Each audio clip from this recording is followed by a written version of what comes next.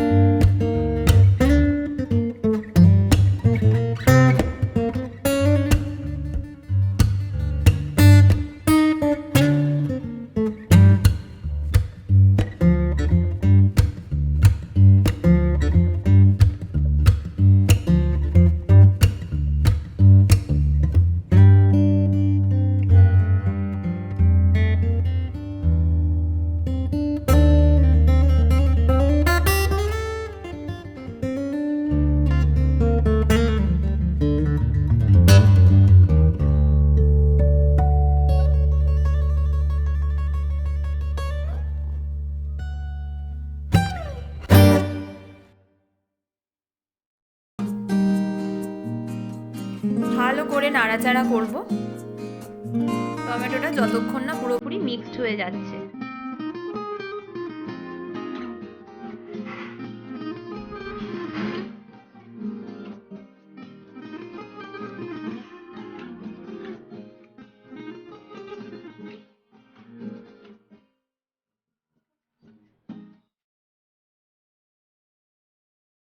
আমি খুন্তি করে যেগুলো একদম শক্ত শক্ত টমেটো সেগুলোকে একটু খুন্তি করে আমি মিক্স করে দেওয়ার চেষ্টা করছি, তাহলে তাড়াতাড়ি এটা গ্রেভির সাথে মিশে যাবে।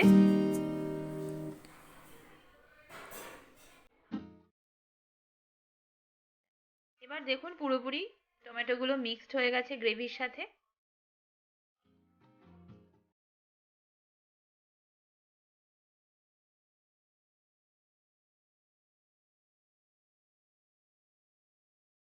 এবার যে মটরশুঁটিগুলো আমি ধুয়ে রেখে দিয়েছিলাম জল ঝরিয়ে, সেগুলো আমি দিয়ে দিলাম।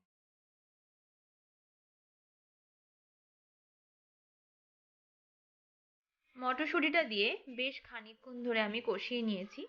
আর এটা কিন্তু সেদ্ধ আমি করে রাখিনি, এটা পুরো কাঁচা মটরশুঁটি।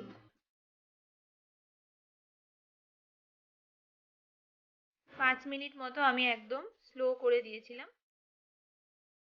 যাতে মটরশুঁটিগুলো অনেকটা নরম হয়ে যায়।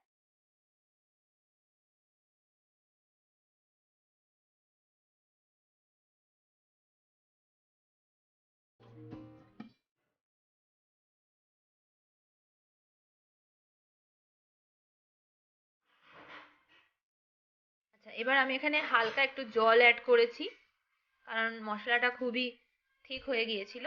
এবার 300 গ্রাম পনির আমি কিউব করে কেটে রেখে দিয়েছিলাম।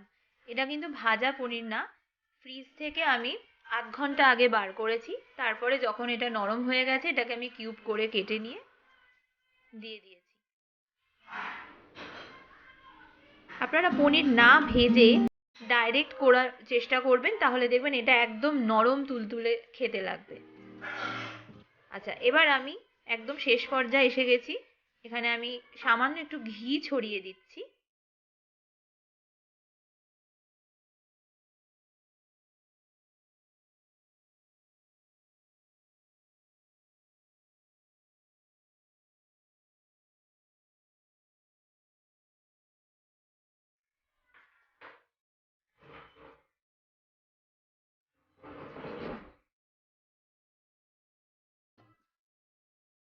এরপরে আমি গ্যাসটা অফ করে দিয়েছি।